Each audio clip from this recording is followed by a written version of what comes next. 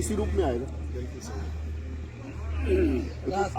अव्यवहार्यम, अग्राह्यम, अलक्षणम, अचिंत्यम, अव्यपदेश्यम, एकात्म प्रत्ययसारम, प्रपंचोपशमम, शांतम शिवम अद्वैतम, चतुर्थम मन्यन्ते स आत्मा स विज्ञेय। ये मांडूक्य का मतलब उद्घोष है और उसमें खाली 12 ही मंत्र है, मतलब बहुत ज्यादा मंत्र भी नहीं है। और उसमें ये मतलब केंद्रीकृत भाव है, मतलब यही बताने के लिए तो उसमें कहा गया अव्यवहार्यम, अग्राह्यम, जिसको अविज्ञेय कह रहे हैं भगवान। क्योंकि सूक्ष्म तत्व जो है, जो अविज्ञेय है, अच्छा वही आत्मा है। अभी क्या है, इस पिछले मतलब 1 साल पहले श्राद्ध पक्ष चल रहा था, तो जस्ट अचानक मन में मेरे आया, आत्मा तो छोड़ दे, मन भी अजीर है, मन भी नहीं मरता है, क्योंकि वो भी बहुत सूक्ष्म है, जिसको अंतःकरण कहते हैं।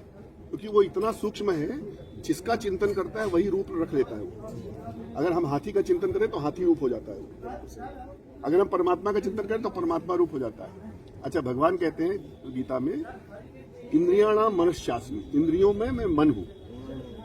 मतलब भगवान का अगर कोई अवतार एक है तो वो मन है, इसीलिए उनको कहते हैं ना श्रीमन। हाँ, श्रीमन नारायण, श्रीमत, इसी मन को मारना है, इसी मन को मारना है। ये श्रीमन जब तक नहीं मरेगा, जब तक आपको परमात्मा नहीं मिल सकता। तो अब इसको सुन के इसको मारने का एक तरीका है। श्रीमान बना बैठा है। जब श्रीमान बना बैठा है। क्या बात है, क्या बात है, क्या बात या है। में ब्रह्म जीव और माया, और श्रीमती मती परमात्मा का श्रीमती, क्या बात है। ये मन और मति है ना, अब ये मैं इनको कुछ बोलना चाहूंगा। ये मन और बुद्धि का खेल है सारा। इजाजत है तो मैं बोलूं। हाँ बोलो। साहब ने रास्ता मार्ग पे चलना सिखाया, हाँ। लेकिन साहब की दया रही मेरे ऊपर, जो मैं आप तक पहुंचा। तो ऐसा नहीं है।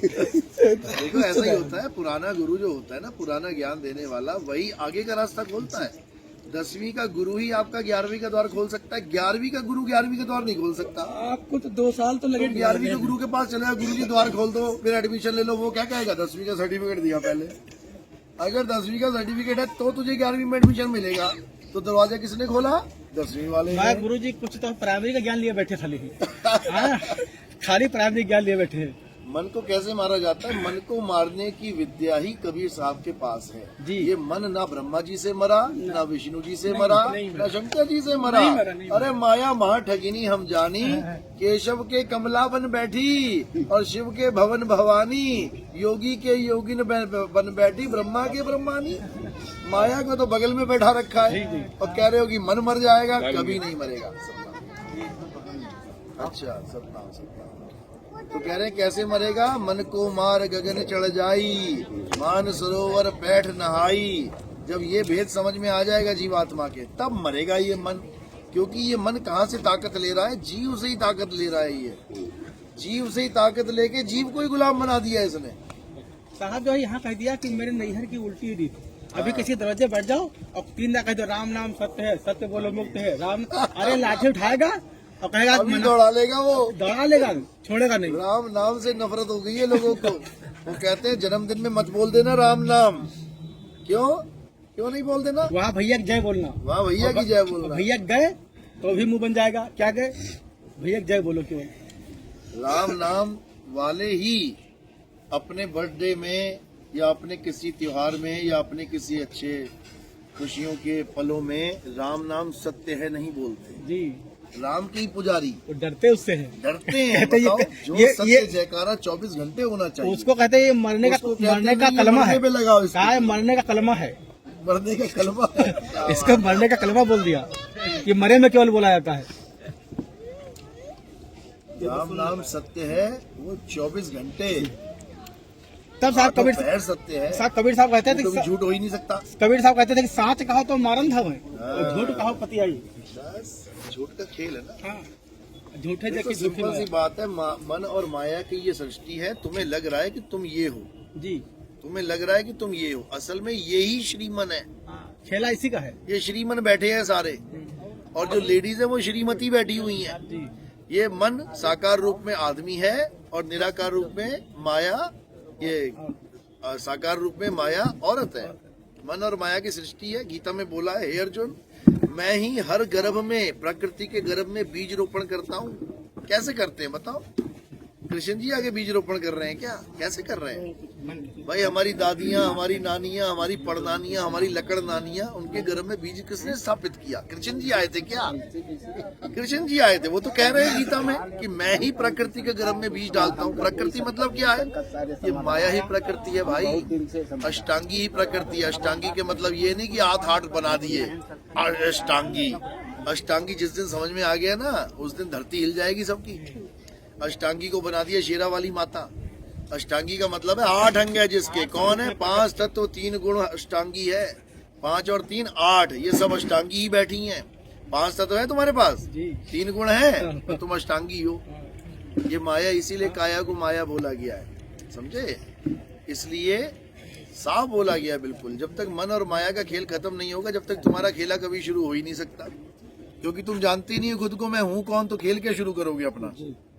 हम तो जानते ही नहीं हम कौन है। हम मन और माया मान के बैठे हैं। ये मैं हूँ, ये मेरी घरवाली है। अरे ये तू भी नहीं है ना, वो तेरी घरवाली है। ईश्वर अंश जीव अविनाशी, तू भी एक अविनाशी जीव है, वो भी अविनाशी जीव है। तो बता तू आदमी और वो औरत कैसे हो गए? क्योंकि जीव तो कभी मरता ही नहीं है, आदमी और औरत मरते हैं। आदमी और औरत मरते हैं, इसलिए जीव आदमी औरत है ही नहीं। बात इतनी सी है। काल का खेला है सब। अच्छा, ओम सत्यनाम सुमिरनी। ठीक है, बोलो बोलो। इसमें सर जी एक है, 2 बाड़ियां हैं, बहुत बड़ी बड़ी बाड़ियां हैं। तो आपको जब कभी समय मिले तो इन पे प्रकाश डालना अपनी तरफ से। बहुत बढ़िया, बहुत बढ़िया। बेटे इसको मेरी बैग में डाल दो। सत्य हरि भजन जगत सब सपना, ये कौन बोल रहा था?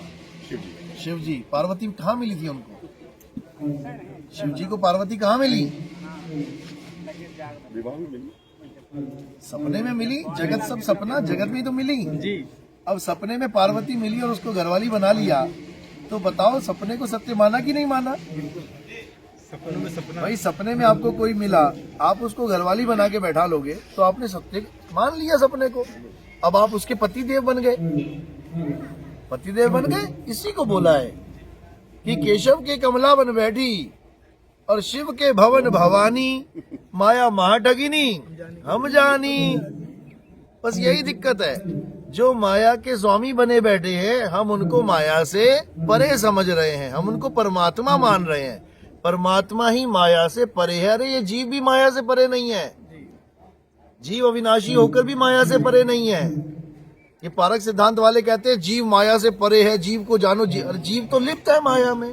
तो साहब जो या में ब्रह्म, जीव और माया। हाँ, इसमें जीव, या में ब्रह्म, मन, ब्रह्म मन का, हाँ, जीव और माया समझ के ऐसा खेल बनाया। उसी खेला में चल रहे सब लोग। तो ये समझना बहुत मुश्किल है। सारी उम्र बीत जाती है केवल अपने स्वरूप को जानने के लिए। दूसरों को छोड़ो, गुरु जी की दूसरों को छोड़ दो। मैं तो कुछ सारी जानता ही उम्र नहीं था। बीत जाती है ये समझने में कि जानना किसे है। जी। बड़े बड़े भगत बन के मंदिर बनवा के चले गए अपने अपने नाम के। 108 महाराज जी, 1008 महाराज जी। महाराज जी को ये भी नहीं पता लगा सारी उम्र करना क्या था, करना क्या था, करके क्या चला गया। मंदिर अपने बन गए, दुनिया बर्बाद करके चला गया, पीछे लाखों लोग लग गए। क्या करके गया? मंत्र जप के गया जी। अब बाद में मंदिर में फिर बैठे हैं ऐसे तो वही समझा रहे हैं साइड कि में। जिन भगवानों के मंदिर बने हैं उनको उसके खुद मंदिर नहीं में पता बैठे। करने क्या आए थे। सबसे बड़ी दिक्कत तो ये है कि उनको प्रेम था मंदिर से। ये सब जीवन खत्म हो जाता है ये समझते समझते। करने क्या आए हैं? तो क्या करना है? आत्मज्ञान, आत्मज्ञान। अब आत्म क्या है? आत्म शब्द जहां भी लग गया समझ जाओ सारी दुनिया खत्म होगी तुम्हारे लिए, बस तुम ही तुम बचे। हो गया? चलो फिर आज आत्मज्ञान खोलते हैं। बोलिए परमपिता परमात्मा की जय। सतगुरुबंदी छोड़ कबीर साहिब की जय। सभी संतों की जय, सभी भक्तों की जय, आज के आनंद की जय, सकल अंश को बंद की साहिब।